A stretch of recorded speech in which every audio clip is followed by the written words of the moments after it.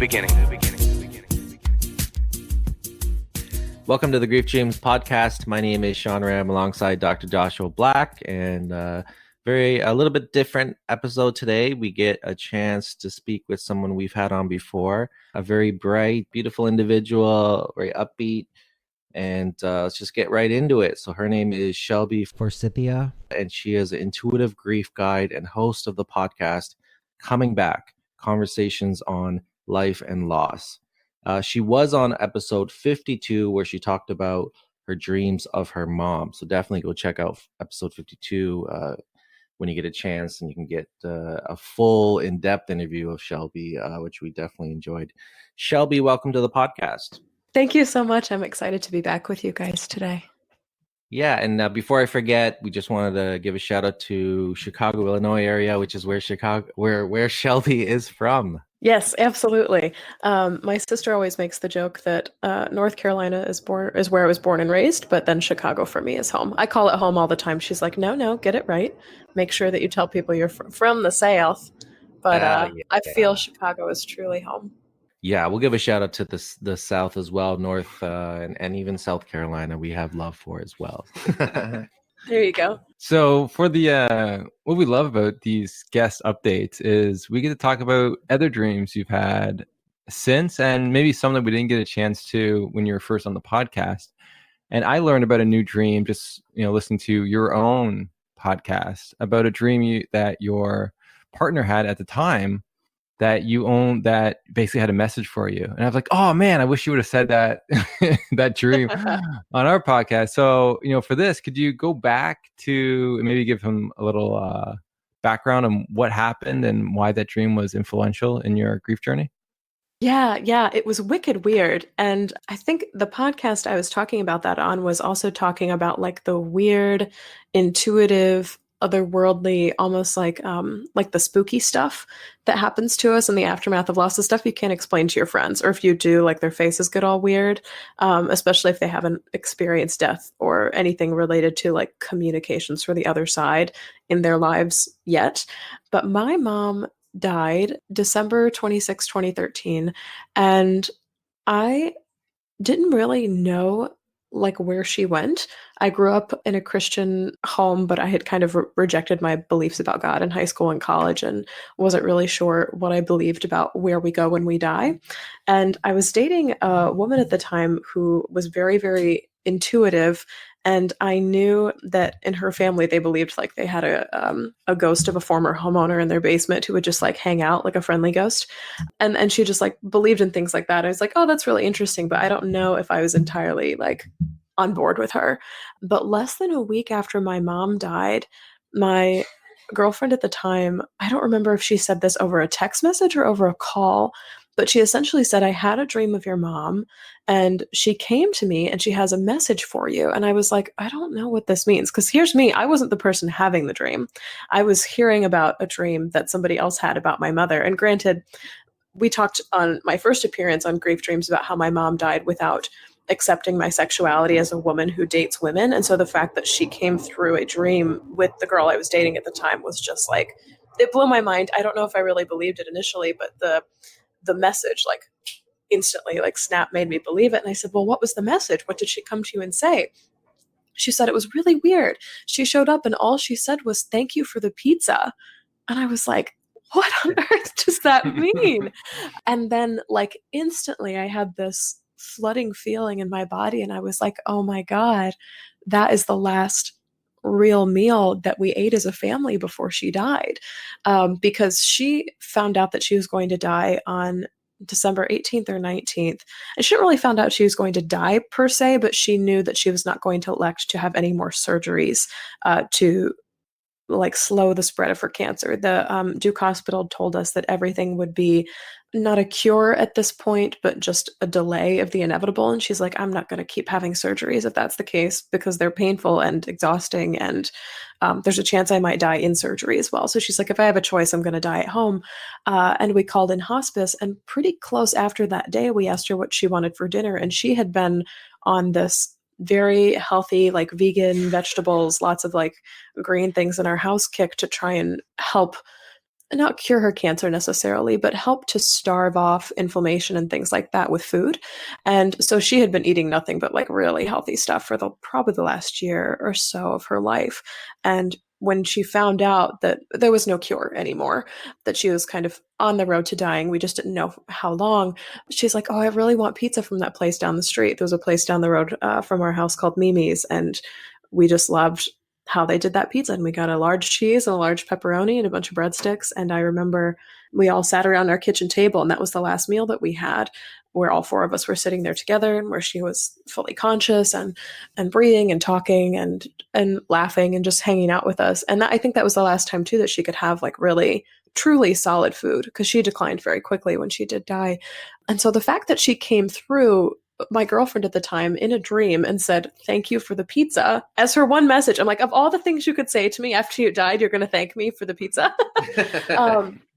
It was just totally unbelievable, and it blew my mind. And I think it's really cool that it came through in that first week or two after she died, because it instantly opened me up to the possibility that, oh, I can receive more messages like this. Like, it didn't happen so far after that I was like, oh, this can't possibly be true. Or like, I hadn't even started working on my grief yet. There wasn't time. Like, I was still in pain. And so the fact that this came through so early on, and it was something that was so funny, and it was something that only she and my immediate family would know, was like a trifecta of, oh, this is real. You are going to start visiting me in dreams. Wow, that's wild. And do you think it was on purpose? Like, do you think she may have tried to get to you and just like maybe you just couldn't remember that dream? Or do you think she intentionally wanted to come through your girlfriend as almost a message to say, I know and I accept like your sexuality? I like the second one better. It just makes me happier to think about it and like through that lens. I also don't think, and I think I talked about this a little bit on Coming Back too, is that before my mom died, I would not have ever called myself an intuitive person. So like I did not do things like study dreams or write them down or work with crystals, or right now I work with like runes, and I do things like Reiki practices. I didn't focus on energy or things of like anything that wasn't logical. I didn't really focus on, and it's not because I hated it or thought it was like voodoo or anything like that. I just didn't have access to it or didn't understand it, and so I didn't see why I needed to incorporate it into my life. Whereas my girlfriend at the time had always grown up in a very intuitive family, and after her grandmother died, she had dreams and visions of her pretty instantly. She would be a great guest for this podcast, actually, but she would communicate with her on a regular basis, and just kind of grew up fostered in that mentality of like, this is okay and happens on a regular basis, and they would talk about it pretty openly. And so I think it's kind of double. Like, I'm coming through your girlfriend to show you that I'm going to continue to talk to you and that you do have intuitive gifts, but also as an acceptance of, if I'm okay using her as a channel for you, that I'm okay with the relationship and with your sexuality as a whole. I think it was like a double meaning there. Definitely, and that's what dreams can do, is provide a space and an image, a clip of something that when once you start thinking about it, you can unravel it, and it can provide with a lot more than you initially thought. Like, it's a simple concept, your mom comes, visits you, says pizza, but it means so much more. I have a burning question that I'm sure a lot of our listeners have as well, which is, was it Chicago deep dish, or was it what is traditional pizza? I have to tell you, I did not try Chicago deep dish until after my mom's death. So it was traditional. It's traditional pizza. It wasn't New York style thin crust, and that's my all-time favorite. Which, like, sorry, Chicago, it's the one thing I can't stand about it. The winters are fine. The pizza is terrible. But it's the one slam I'll ever Chicago make. audience. I haven't had a chance to try it. I'll ever make. It's decent. It's good. It's just you have to be ready for lasagna with a crust is like what you have to be ready for. Yeah, it's not. I like that pizza you can fold in half. That's like the size of your head that you just fold in half and just eat that way. But yeah, totally. And it was good pizza. We ordered from that place on a pretty regular basis, to the point where I believe after my mom died, the owner said something to my dad, or he would send free food along with the pizza for a while, like up to 6 months after she died. I feel like something happened with that pizza place relative to her death. Like the whole city knew. You know why, because right? pizza heals the soul. I know, because your mom came to him saying, "Give my family free food." They can't take care of themselves without me there, so send them all the free pizza you got. That's funny. No, that's probably But that would be interesting too if that was real. But you're right. A pizza does feed the soul. It's been my favorite food for a long time. I'm non-discriminatory. I'll take deep dish. I'll take New York style, definitely. But it's one of those things that when you eat it with a family, everybody's taking a slice, and it's something you can sit around. And I'm sure you've been eating it since childhood, and it has a lot of different things attached to it. So I feel you on that vibe. Yeah, totally. And there's nothing. I mean, pizza. It's so good. It's a massive comfort food for sure. But the fact that that was the last thing she wanted, and I don't think she knew it was going to be the last thing either. But the fact that it was very significant. And that's why it meant so much when it came through in the dream. I think it's super cool about even just like the message, like people getting messages from others when it comes to the dreams. And I've seen this actually a lot, which it makes me sit in the mystery of life, because like you're like, why does that person need to get that dream? Like, why can't that person just get their own dream, right? Like, why, and I still haven't figured that out yet, but there's a bunch of people I've heard where they get this dream of individual, and sometimes it's a repeated dream, and it's the same sort of message, like tell so-and-so that I'm okay, or that I love them. And then it takes a lot of courage for them to then approach. Sometimes it's not an immediate family member. It's just like someone that they know. And then they go and they have to sort of say that message. And sometimes it helps them. Helps them a lot to believe and to feel supported. But I, like, in my own mind, it's like, but the why factor is always an interesting thing for me, and to sort of understand what's going on in these dreams. Because on like an academic level, it's very hard to understand why that would exist, unless like you're the person's really wanting support or wanting to help you out in a way that they just don't know, and it comes through in their own mind. But like there's that magical part where it's like maybe it's them, and it gives you, the griever, a little more hope too, because it's coming from someone else, which is it's its own miracle. I love that you said magic, because bring to mind as you said that, and it's actually a book by my favorite author. And one of the best questions that you ever asked me, Josh, was if I had a dream guest for my podcast, who would it be? And it's the author of this book. Her name is Elizabeth Gilbert, and the book that she wrote is called Big Magic, and it's about, the subtitle's Creative Living Beyond Fear, and it's about how creative ideas, she has a theory that they kind of just float around in the universe, and they look for like what she would refer to as like host bodies to enact creative ideas. And so all these ideas are just floating around in the ether. And if we're distracted, or if we're standing in the shower, or if we're thinking we want to do something creative, and creativity sees us in like a split second, it's like, oh, see if you can get into that person and get your idea made through that human. And sometimes I think of like grief dreams the same way. So like if we're busy or distracted, or like in the throes of grief so bad that a dream either wouldn't be heard or wouldn't make sense to us, when we come through, it finds another like host, quote unquote, to try and get to us too. And I think creativity works that same way too, like ideas for books or art projects or comedy skits or something. It's like if somebody's busy working on something else, the idea will still come through. It just won't come through you. It will come through somebody else. And that has kind of helped. I don't know that there's absolutely no logic or proof to it at all, but as somebody who dreams and has delivered dream messages to other people, maybe on like one or two occasions, I'm like, okay, maybe I just needed to be the host this time. That's fascinating, because how many times I've heard in my life of creative people or people who are driven by something, how many times have they said that, I'm merely the vehicle, and people seem to grasp that idea of that, like, hey, there's something beyond me. There's something more powerful. And I'm merely just, I'm just reenacting this. I'm just the vehicle for this mechanism, for this big idea, for this creative endeavor. That's cool. Yeah. And a lot of times, like creativity, we don't really know where dreams come from. They just show up and we're like, how'd you get here? And then they're like, that's not really the point. The point is to enjoy the process as it's happening, or enjoy the gift of the dream. And what a gift that was, I got to say. So I'm glad you got to share it here on the podcast and wow some minds on and what's also possible. thank you too to my girlfriend at the time, because this, I mean, it takes a I think a brave person, also a bold person, to be like, I had a dream with a message I think is for you, to even be willing to share that. Because you can be a host person, but never open your mouth. Very true. Very true. And so moving forward, you have a new dream, I believe. Yeah, I have a couple. The first one I actually posted in the Grief Dreams Facebook group because it made me laugh.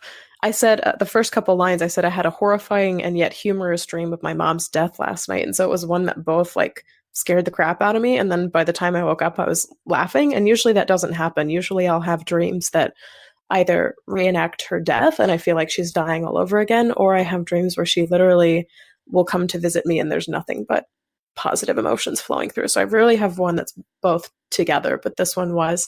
And to kind of put this in a little bit of context, I had an engagement breakup in 2017, I believe it was, in May of 2017. And that the pain of losing that relationship was not quite as great as the pain of losing my mom, but there were a lot of like hopes, dreams, and expectations that died with the death of this relationship. And I was so frustrated with the way it was turning out and the person that my ex-fiance became, that I let my emotion out by screaming a lot. And you can't scream a lot in an apartment in the city of Chicago, or else the police get called on you because they think either someone else is getting hurt or you're hurting yourself, or like something bad is happening. Like we have neighbors.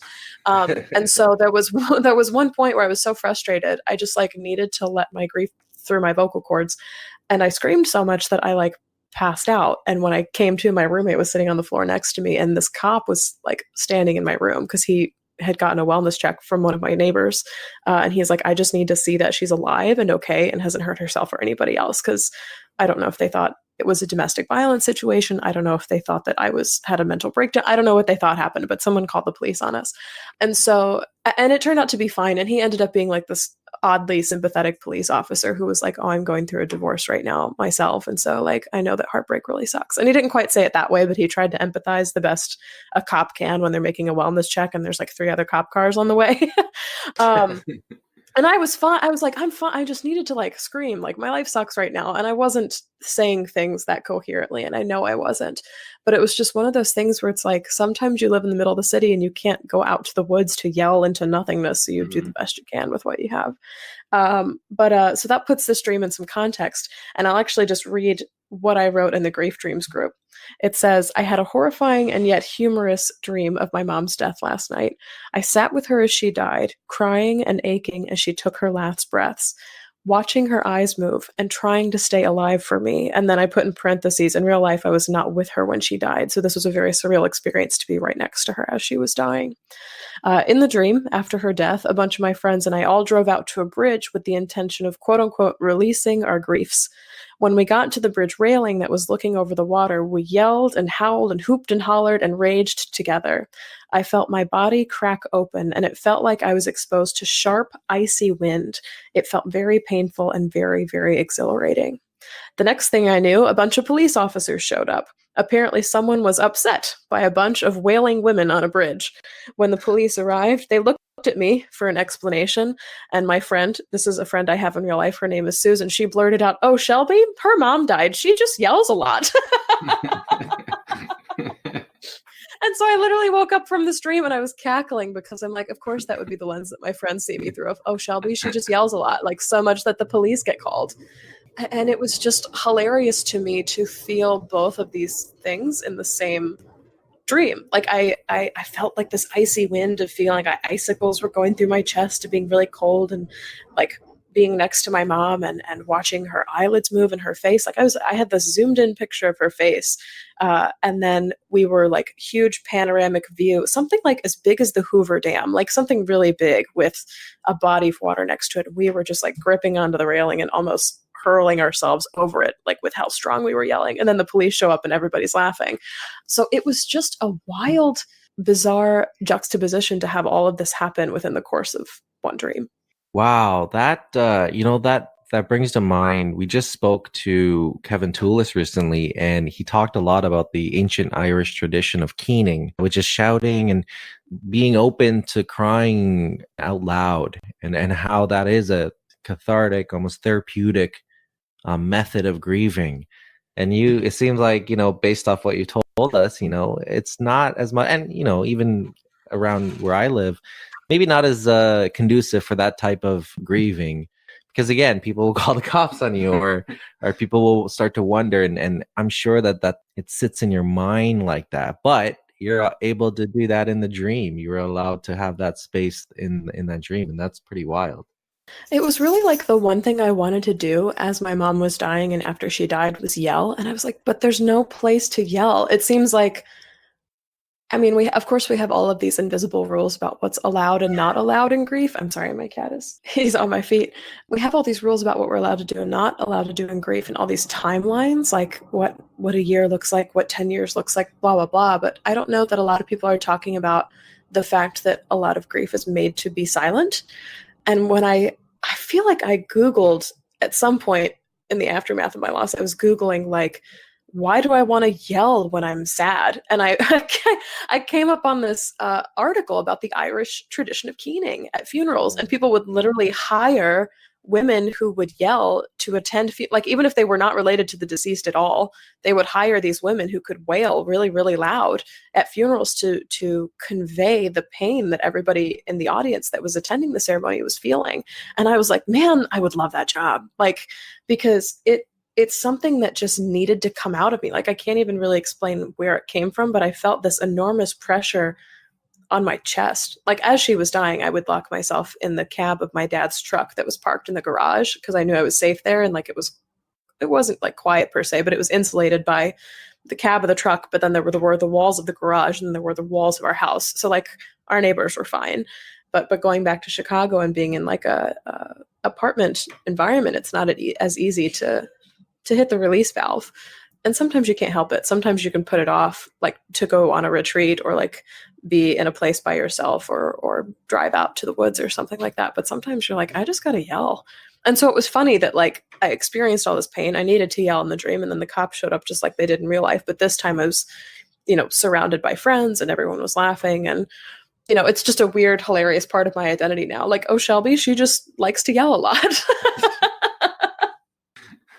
Yeah, I think it's pretty cool on the sense that you got to release that emotion within the dream, right? You got to yell, but then you got to wake up laughing, and it's almost like it regulated your emotions really well and really fast, in the sense of what it was. Because if you just woke up yelling, you would have had a different emotion. But because of the friends and because of what they said, it didn't seem like it was as sad almost, or as frustrating. It was almost, there's this humor with it. And so I think that's pretty cool. I'm curious why, because you said, I think the dream was in January. Was there a specific reason why you were feeling that way? Was it just bottling up yourself? Or was there like a moment in that? Because sometimes events or dates can trigger us. And if you don't let it out, sometimes it can manifest through our dreams. Do you think there's anything about the date in January or around that time that was significant, or was it just one of those dreams that came because it needed to? I mean, if I had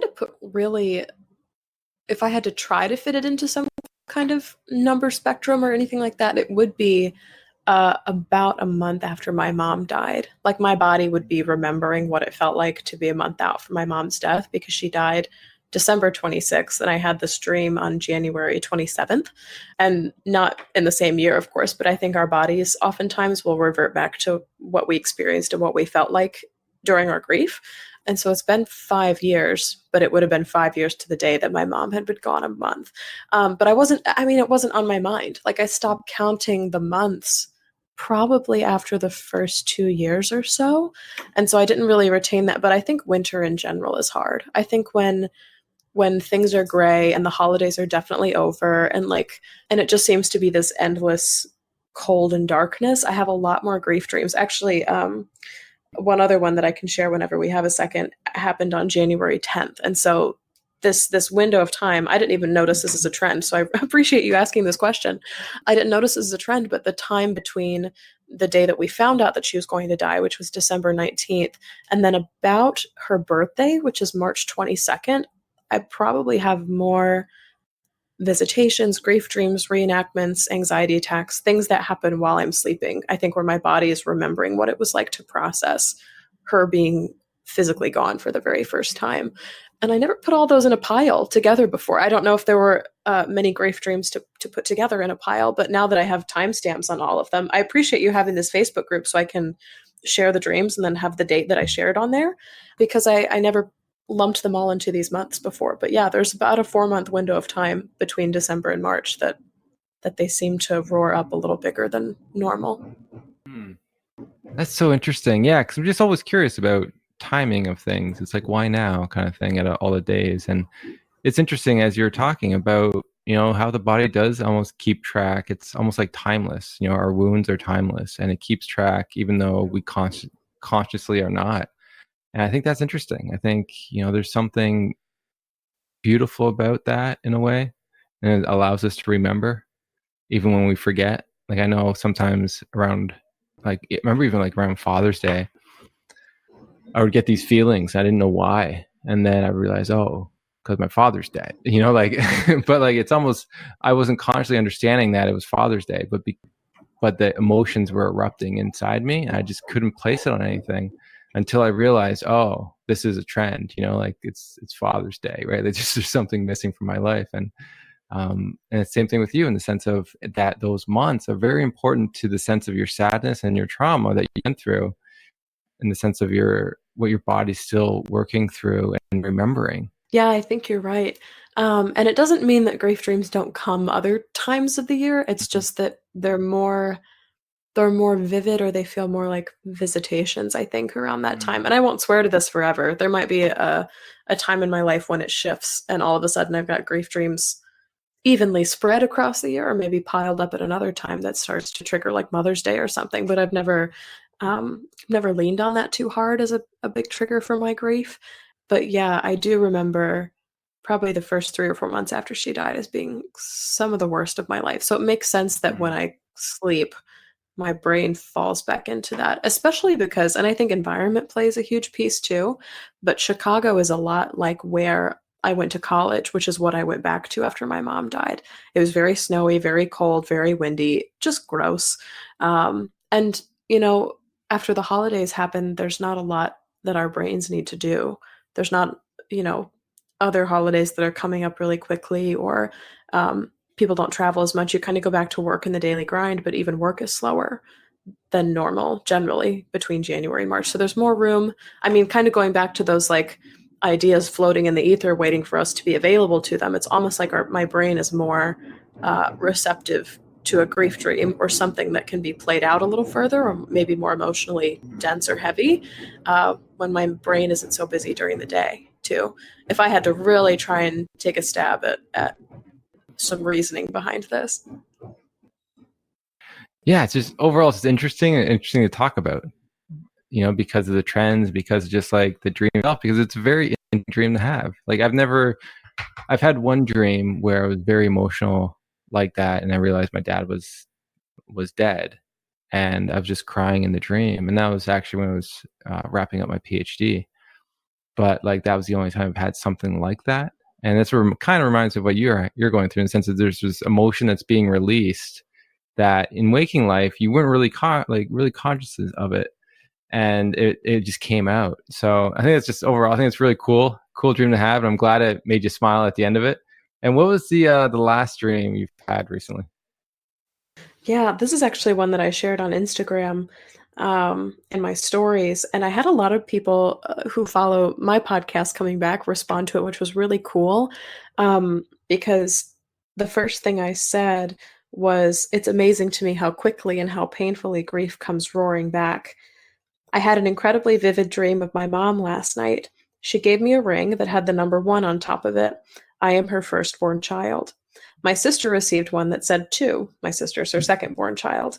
And my mom had a ring that said 3, because we were, I guess in my mind, we were like the 3 women of the family, like 3 corners of a triangle. The 3 of us embraced and pecked quickly on the lips, which I thought was odd, because in her mind, in my mind, and my sister's mind too, lip kissing is something done for romantic partners. We were all together at an event center or a church environment, and my sister was playing violin, an instrument she does not know in waking life, and a choir's beautiful rendition of Canon in D, which, if you don't know, is it's a very popular wedding song. It's the one that goes da da da da da da da da da da da da da. It's that song. And I heard this song in the dream, and usually dreams aren't audio for me. I can see things happening, and it's like words are telepathed to me. I don't usually hear sounds, but I remember like music filling my ears during this dream as she played the violin. And for me, this wedding song, is a very personal song because I played canon in D for like my third grade piano recital, and that was the moment in my life when I felt like my mom was the most proud of me, because finishing that song, after having memorized and practiced it for 4 months, I looked up in the risers in the stands, and my mom had tears in her eyes. And I don't know what she was envisioning, but I imagine it was something like my own wedding day, or being able to put her kid through piano lessons when she never really got them for herself. But just this moment of like being really proud of this child that you're raising. And I just remember that feeling being relayed across the room. So the fact that it was this song that was playing, as opposed to like The Devil Went Down to Georgia, weird, was really significant. And then I remember hearing it as well. Mom and I hugged again, and she tearfully asked why I never came to visit her. I never asked her to come visit me in Chicago. And I said, well, I didn't know that was something that you wanted. It never occurred to me to ask. And then after she hugged me again, I woke up. I went on to continue in this post that I saw her so sharply in this dream and so vividly. She was wearing her signature day-to-day uniform of a comfy white t-shirt and jeans with a belt. Her hair was short but big, just like she liked it, and there were no traces of cancer in her at all. And I don't know how I sensed this in the dream, but I knew it was true. And it was neat because she just showed up as my mom, to say hello and to hug and to kiss me and to give me a gift and to have me listen to some beautiful music with her. And then I went on again to say, I love these dreams, but I curse them because I wake up and think things like, oh, I'll just call her this afternoon. I'll ask her to come visit. I'll see her again the next time I get some time off work. I'll ask her to come to Chicago to see me. And then this higher voice in the back of my brain says softly, no, Shelby, that's not how it works. Your mom is dead. So this dream kind of launched me into a very active grief, because I think the grief or the dream was so strong that I totally forgot she was dead. Like I felt her, I saw her, she was wearing what she always wore. She like, I felt like I could even almost smell her. And then I was hearing sounds too. So I was having this experience where I literally I felt transported somewhere else. And then she gave me this ring, this physical object, and I felt like I could feel it in my hands. Like I woke up and I feel like my fingers were pressed together, like I was holding a ring in between my thumb and my first finger. And it was like the most bizarre experience ever. And I said, this dream is such a stupid divine visit / living torture. I thank the dream gods for giving it to me, but I shake my fist at them too for not being able to make it a reality, even if my mom and my sister's actions and abilities were out of character. Oh, that's so interesting. But you're right. Like some of these dreams, we think they're real. When we wake up, it's a stark reality that they are dead, and we don't get a chance to invite them. Yeah, and I was pissed. Like I was mad. I just had this because I was floating when I came out of this dream. I was like, wow, that was so cool, and I could still hear this music kind of like fading out. And like when she hugs me in dreams, she means it. And it's probably only happened, I mean, if I had to guess, maybe 4 or 5 times since she's died. I remember another dream I shared on the first episode. I was on Grief Dreams, where she hugged me. And it just, I think that's one of the things I miss the most about my mom being alive, because she was like a bona fide hugger. She was not afraid to go in for it with anybody. And even when she and I were like duking it out at the end of our relationship together before she died, about my sexuality, about why I didn't believe in God, about kind of everything that mothers and daughters can clash heads over. Even then, when she hugged me, I knew she still loved me. Like even when the words were gone and we weren't fighting anymore, or the fight had been put on hold, I was like, oh, you still hug me, you still love me. And that's the thing I miss the most, is just like the way she feels and like takes up space. So to be hugged in a dream is just a very vivid experience. So I woke up feeling hugged, and like the music, I don't know, it was a full sensory experience. And I usually don't get that when I dream. And so I felt like it was more a visitation than anything. And I think that's what separates that for me. People talk about dreams versus visitations. And for me, visitations are more full body sensory. I can hear, I can smell, I can touch, I don't know about tasting. I don't think that's ever happened, but something where like I literally am experiencing this with my whole body instead of sleeping with pictures in my head. Does that make sense? Yes, and I'm glad that you do find a time to separate the two, because I think it's important to. Because like some people that maybe all they have is those visitations, but it's good to have discernment on what is more real than real, and maybe what's more a dream, and just the mind working some stuff out for you. So I think it's at the end of the day, it's pretty cool. It's cool you heard some music in it. And that's three amazing grief dreams from you. Again, you're just full of these things. Who needs a partner anymore now, right? You got this yourself. Although when it happens, it's really cool. Whether it's in waking life or dreaming life, people come to me like, I had a dream about your mom. Or if they're like, your mom's talking to me, I feel like, and then they deliver a message anyway. And sometimes it's spot on, and sometimes I couldn't place it for the life of me. I'm like, maybe it'll just come later. The meaning will. But yeah, the dreams always show up. And something that helps, something that you recommended actually, is that I keep writing my dreams down. It's like a note in my phone. It's just a long running list of all the dreams I've had, or I'll start sharing them in your group or on my Instagram page. Or if I see anybody within the first like half hour of my day, I'll tell them about the dream I had. And it just kind of like solidifies that that's what it was and makes it more real. And even if it's a nonsense dream, like we were all dressed as nuns riding bumper cars at Coney Island, like even if it's that, I'm like, okay, that helps with the recall a little bit to have to put it down into words. And I think I just have vivid dreams anyway. I don't know. I've always had that. I've never been in a state where I'm just not dreaming for more than, I don't know, 2-4 weeks at a time. Never been in a dream drought. That's funny. All right, as we wrap up the show, we always ask one question. You already know what it is. So what kind of dream do you want to have tonight, if you could? Oh, this is different than the first one. I know the first one I shared was like my wedding day with my mom and what that would be like. But this one, I've been missing her hugs a lot lately, which I spoke about just a little bit ago. And the very first dream I had about her after she died, I shrank down to my toddler-sized self and took a nap with her on the couch. And that was like one of my favorite things to do as a kid, was sleep with her. But now if I could have another dream and like play how it all goes out, I would love to shrink back down to like my infant or like my baby self, like before I had memories, and watch her taking care of me as a very, very, very small child. Because I know for a fact, hearing from her and then hearing from the rest of my family members too, that all she ever wanted to be was a mom. And just to be in the same room as like a witness of her taking care of me as a very small child, and then feeling that physical touch too of you're literally being wrapped up by this mothering, like nurturing presence. It's just so comforting to me. And I think too, as I get into my mid to late 20s, I'm like, I don't think I ever want kids of my own, but I'm fascinated by the bond of motherhood the older I get and I see it around me more often.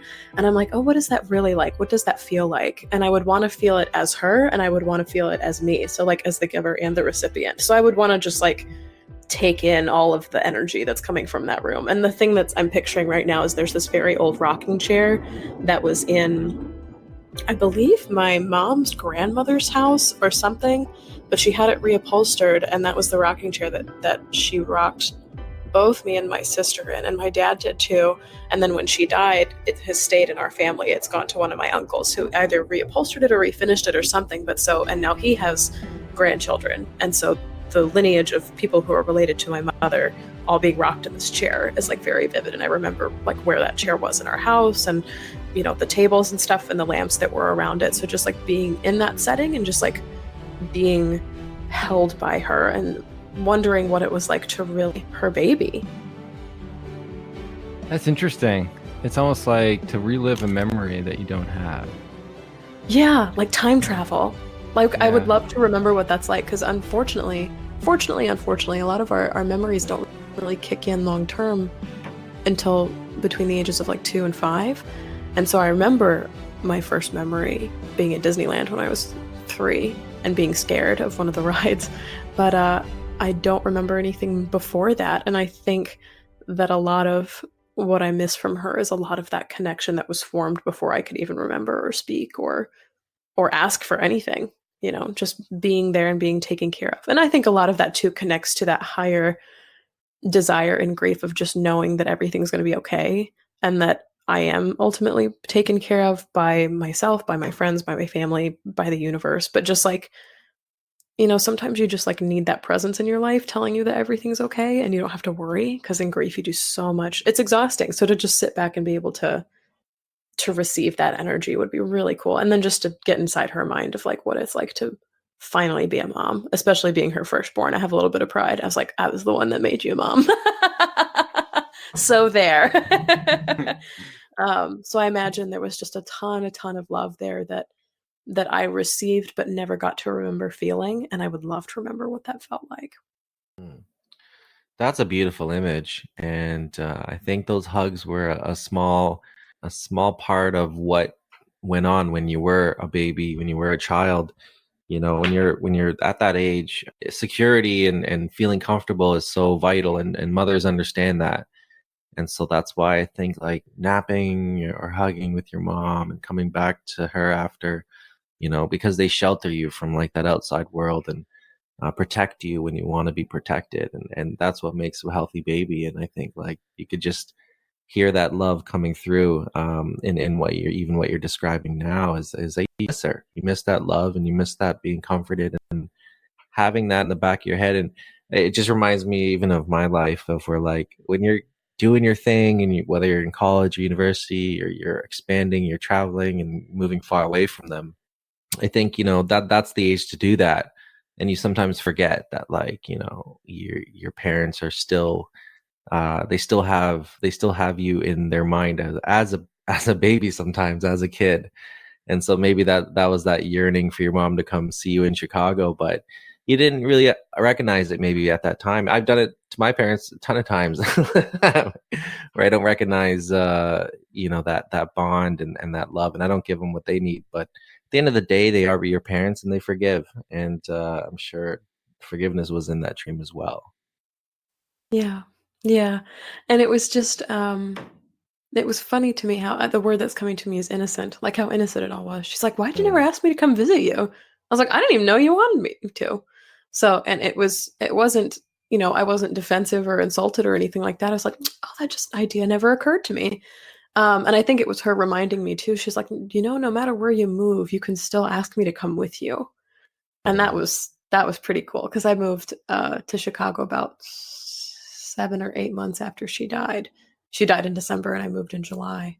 And while I took a lot of her things with me, I set up like a little altar, like a shrine on one of my dressers with her photo and a couple other things with it. I don't know that I ever formally asked her to come visit me or like gave her the grand tour of my house like I would if she was alive.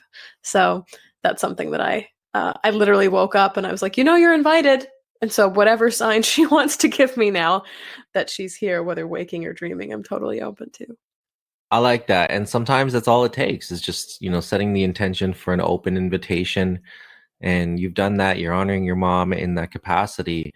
And that also relates to dreams, setting the intention to invite your loved one to come in and be in your dream with you. So hope you get that tonight. And yeah, it's been a wonderful podcast, Shelby. Again, would you be able to shout out your handles and where people can find you? Yes, absolutely. So my website, which is essentially the hub for everything, is shelbyforsythia.com. And that's Shelby like the car or Steel Magnolias, Shelby, and Forsythia like the flower, Forsythia.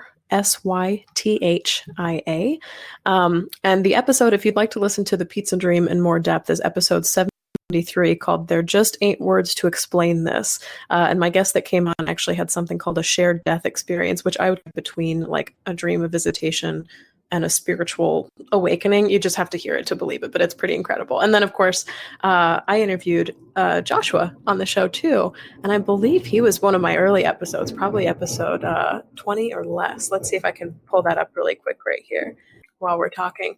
But my Instagram handle is @GriefGuide Shelby Forsythia, and then on Facebook at Shelby Forsythia Intuitive Grief Guide. And yes, Joshua's on episode 31 and talking about his dreams too. So it's a place for dreams coming back but it's also a place for the wider experience of grief too. Amazing. Thank you so much. And again, you've reminded me how hungry I am by saying pizza again. I'll get you some. I know. I wish. I'm on a diet.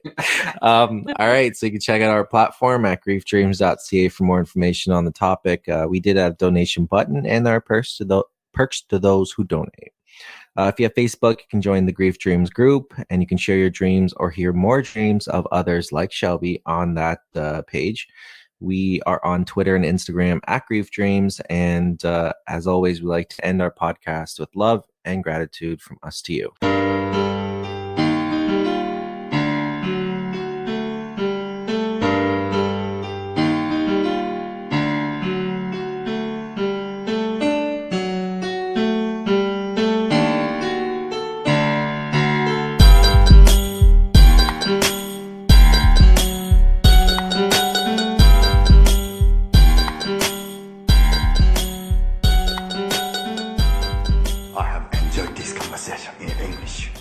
I have questions. I have introduced myself. You have introduced yourself. This is a very good conversation.